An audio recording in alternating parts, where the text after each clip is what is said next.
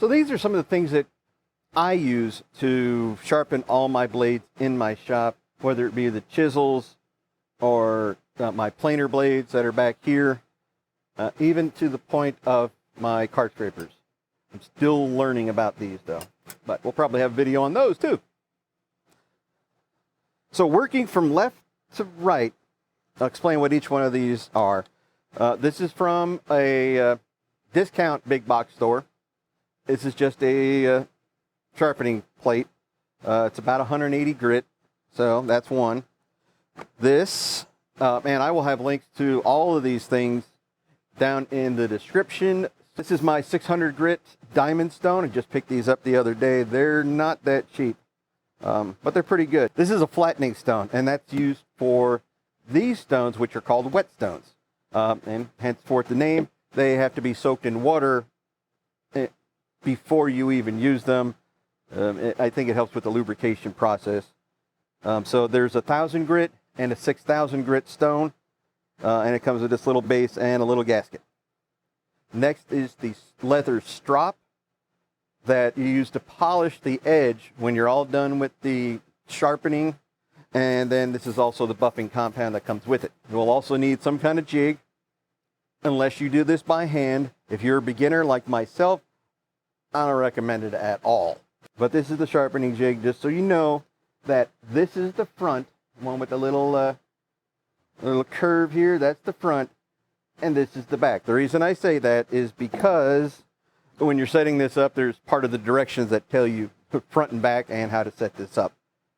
You need something that you need sharpening, and I use this for a little bit of glue scraping and other things.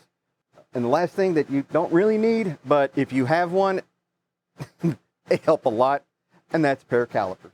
Mine are digital. Pick these up on the Amazons also.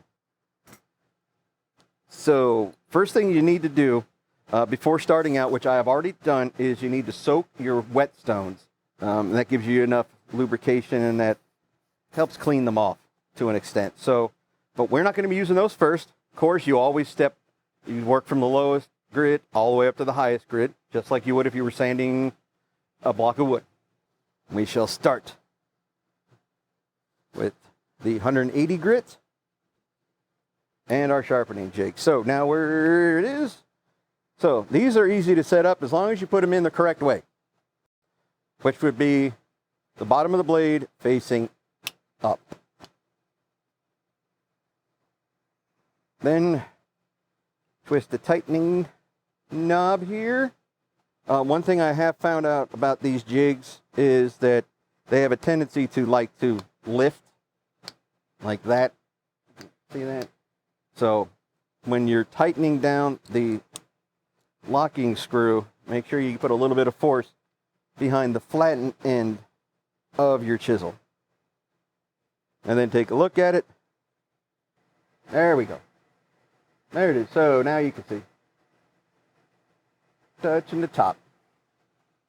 So for my chisels at a 30-degree bevel, which is the angled portion of the front, it says that I need to be 30 millimeters away from the tip needs to be 30 millimeters away from the jig. So I have a little bit ways to go. So we loosen that up.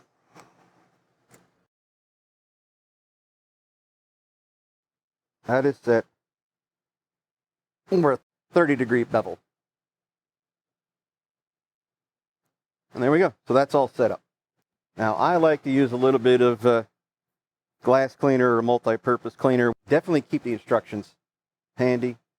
So then once you get this nice and, just a little bit of all-purpose cleaner on there, you just put your blade down. I like to use 2 fingers in the front, kind of cup my hands around the chisel like that, and get your fingers away from the tip,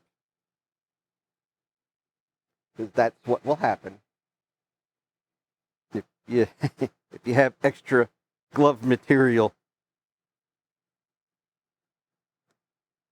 Then all you do is run it back and forth.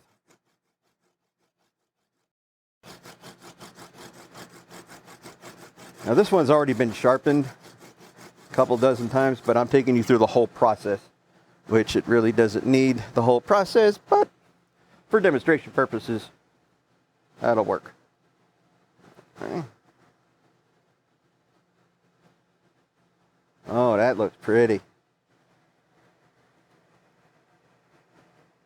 Nice and shiny. The next step would be, okay. So the next step would be to get the burr off the back. So I like to use my pinky because it's more sensitive to different contours than my index finger or even my middle finger. Oh, yep, there's a little bit of burr on the back. So all you need to do is take your stone flat 4 or 5 times back and forth, and that gets that burr off. Next is the 600 grit stone, and we do the same thing. I like to move across the stone as I'm doing this. And one thing you don't want to do is rock back and forth, or you're going to have a point instead of a chisel. Okay, so now use the other side of the stone. You can see how it's curved at the top. All you need to do is make sure that that is straight across. You don't have to worry about flattening the entire blade. You just need pretty much that tip, and I would go down probably a 30-second maybe from the tip. Alrighty. Wiping rag here. Take a look. Ooh-wee, that's all polished. All the way up.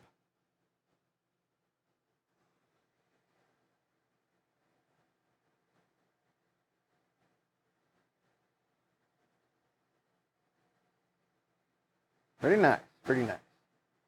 Alrighty, so now clean off the stone.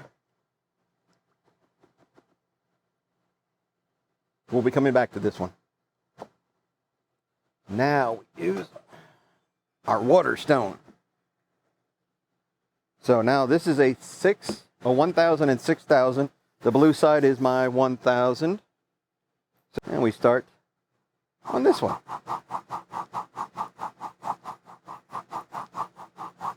Now another thing that I've seen on several videos is you can take a Sharpie marker, and if you want to see if you've where it's taking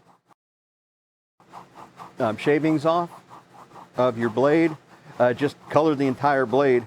Run it a couple times. Be careful. Let it dry first. Just don't color it and put it straight on there because it just wipes right off. I know. I've done it. So let it dry just a little bit, blow on it, whatever you have to do to dry it, and then put it on there. And then just take a couple strokes and you'll see where it is actually sharpening the blade, and you can adjust whatever you need to adjust from that. So we got that. Normally, well, okay, not normally. I always try to feel for the burr at the end. And there's a burr. I like to use my pinky. Once again, just because it feels more sensitive than my index finger or my ring finger or my middle finger. So now what I'm doing is taking the burr off the back so we can step up to the next grit. Pretty much gone. Yep. Okay, so the next grit is the 1200. So now once again, we just take that and use our 1200 grit. Keep trying to work the entire stone so I don't get flat spots or concave spots. Turn the blade around. Do about the same amount of. I'm taking that burr off the back again. Burr is gone. So the blue is the 1000 grit. And I just give it a little bit of lubrication, and then we get back to sharpening.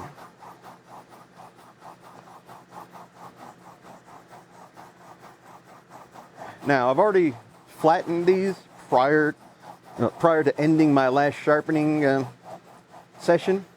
So, and I recommend that whenever you're done with a sharpening session, just take your flattening stone and flatten your stones. That way they're ready to go next time. Now I have to worry about, whoa, where's my stone? I forgot where I put it.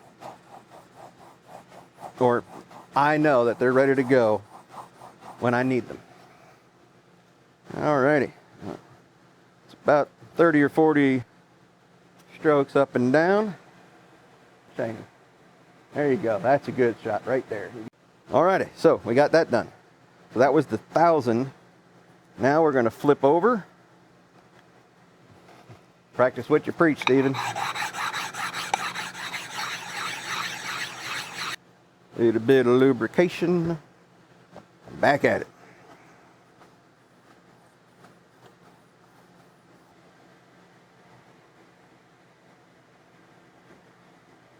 Kind of a matte finish right now, but got to take the burr off the back.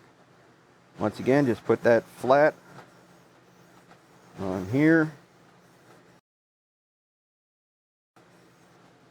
That will take that off. So now we have stepped up through all the grits. So one more little bit of sharpening needs to be done. So now, I believe they call this the back bevel. And so this is the way that I do the back bevel. I will take it as normal and set my sharpening jig on the stone, but instead of just resting it on the wheel that's on the back in here, right here, I'll bring it up just a degree or two, lock my fingers and hands in that, and then pull, or well, you pull or you push, depending on which way you're going. Do that a couple times, and that's going to give you that crucial, I think they call it the back bevel. And basically all you're doing is you're just folding the tip of the blade over. That looks good. Take the burr off. Now comes the fun part. You should be able to see right there. See how nice and shiny that tip is? Yeah, that's all you need. Just needs to be even straight across. So once that's done, get that out of the way. Take this sucker, we can leave it in the jig. So now we take this to our leather strop. Do a little charging with our polishing compound. Never push or push the blade into it, because you'll rip. You'll kind of put a hole in your leather. I don't want to do that. So you just take it and polish that front. So that's all we're doing.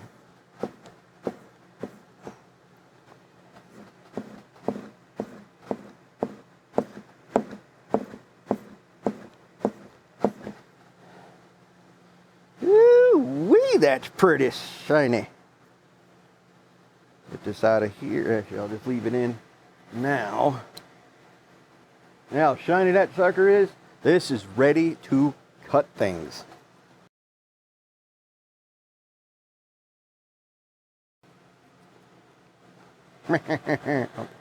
Camera. How are you today? I was cut with a Steve's chisel.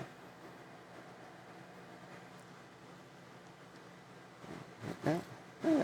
Nice little cut. So that blade is sharp.